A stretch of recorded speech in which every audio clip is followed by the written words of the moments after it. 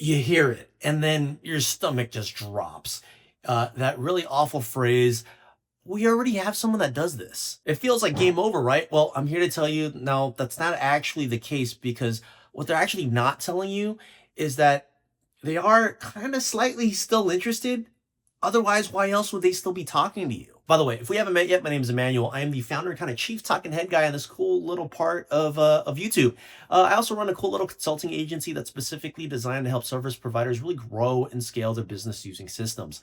Now, having said that, this particular, the objection of I already have someone, or already have someone, it's a common one, and it's really easy to get disheartened and feel kind of down in the dumps when you've been prospecting for a while, you've been taking a lot of sales calls, and you hear this one.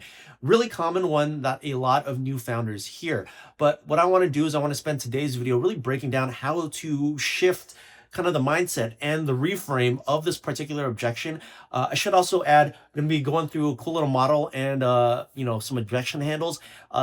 And it comes with a nice little workbook, so I'm going to leave the link to the workbook in the description below. Okay, but first, I need to add some context. So we're talking about actual inbound leads here. Like, if you're just straight cold calling people and you get this objection, very, very difficult to overcome. But if maybe you're running some Facebook ads, or you're doing some Instagram posts, or maybe even these YouTube videos, and you're getting actual leads and hand raisers, and they're opting into whatever, it is that you're offering, and you're able to capture that inbound lead, and you get on the phone with them and you receive that objection of, I already have someone.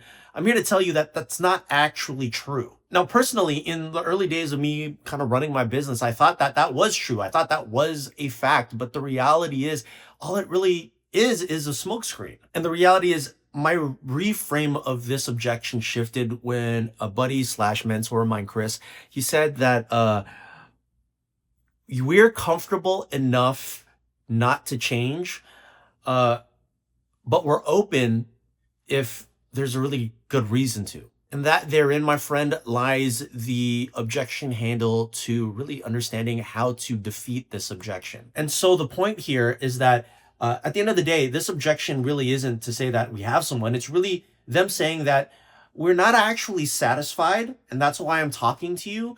But the reality is I'm just comfortable. And I'm okay with doing the same thing until something better actually presents itself. And that's really where you come in. That's where your superpowers come in, with your really solid expertise and a really great offer. Because listen, some real talk.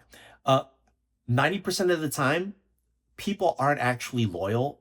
They're really more lazy than anything. And look, the other part of this too is that people do not want to switch because of the pain of switching. So we have to address that. So your job at the end of the day is really to help them understand the cost of being comfortable. So let's take a couple of minutes and really kind of break this down and visualize this. See, the core of this objection is actually stemming from three main areas. Those areas are, number one, relationship.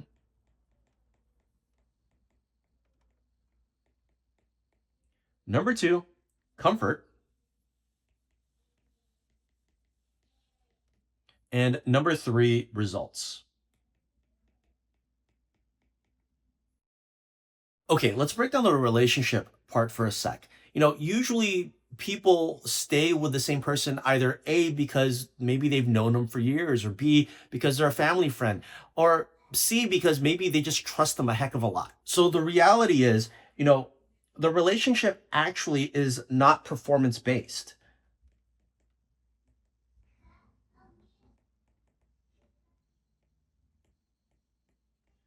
And really, at the end of the day, what they're feeling is loyalty.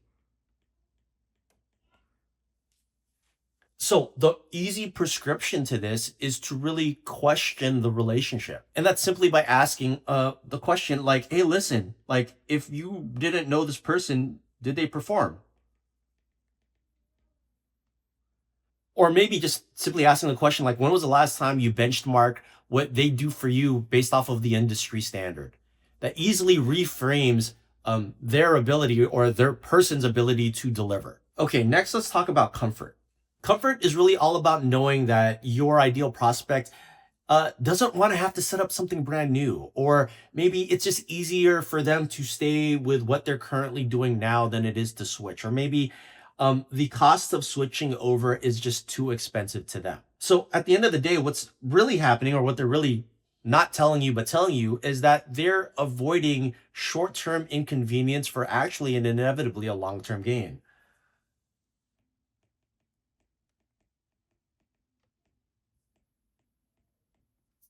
And what they're also telling you by not telling you is that comfort is essentially the enemy of improvement. They're comfortable, so they don't want to actually get better.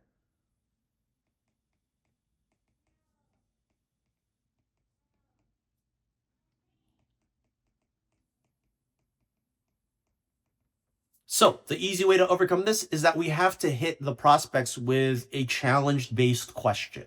And that question is really, I mean, at the end of the day, how much is this comfort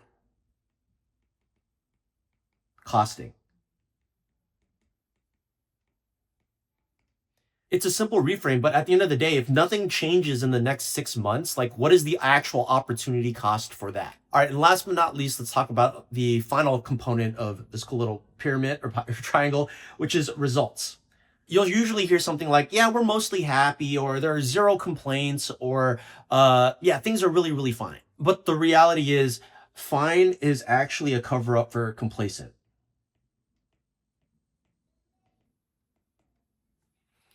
And what essentially they've done is they've normalized mediocrity.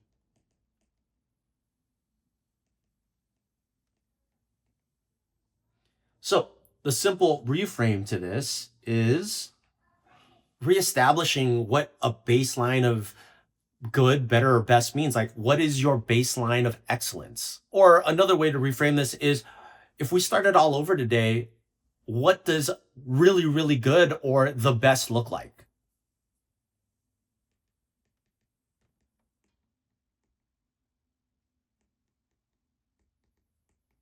Or really, at the end of the day, are you just settling for what is acceptable versus what is actually truly optimal? Anyway, the bottom line here is people don't churn out from the people they've been working with because of some sort of major catastrophe. They actually churn out and become your clients based off of you showing them what is possible beyond what their current baseline is, beyond what they currently are at. Now, if you're actually kind of stuck and really trying to figure out how to actually work in the objection handles into this objection, again, on the workbook, on the second page, I already have this kind of built out for you. So if you ever get the I already have someone objection, the easy way to reframe and hopefully try to land the plane on that objection is by really first, throwing the question back to them. Hey, totally fair that you have someone. Just curious though, how are things going for you? What do you wish they were doing better? Have you ever considered, maybe your new strategy, your new offer, your new possibility? And based off of the correspondence, you can really have the option of attacking that objection from either the relationship standpoint, which is, hey, if we look strictly at performance, would they still earn your business? Or when was the last time you benchmarked what they were doing against the actual industry standard? Comfort, which is how much is this comfort costing you, today, every month, whatever it might be, or if nothing changes in the next 6 months, like what does the opportunity cost look like? And lastly, results. What does excellent look like? And if settling for, are you willing to settle for acceptable versus, settling for something that's a lot more optimal? Anyway, to quickly recap, the bottom line is that the objection, I already have someone, is no more than a smokescreen saying that I'm comfortable, I really have some loyalty to this person, or I'm complacent. And at the end of the day, when we pinpoint exactly if it's a relationship issue, a comfort issue, or a results issue, we can attack that particular issue and hopefully reframe that conversation to better align you to actually land that client. Anyway, if you found some really great value in this video, make sure you check out this one right here. I think it's right here. Might be right here. Somewhere up here.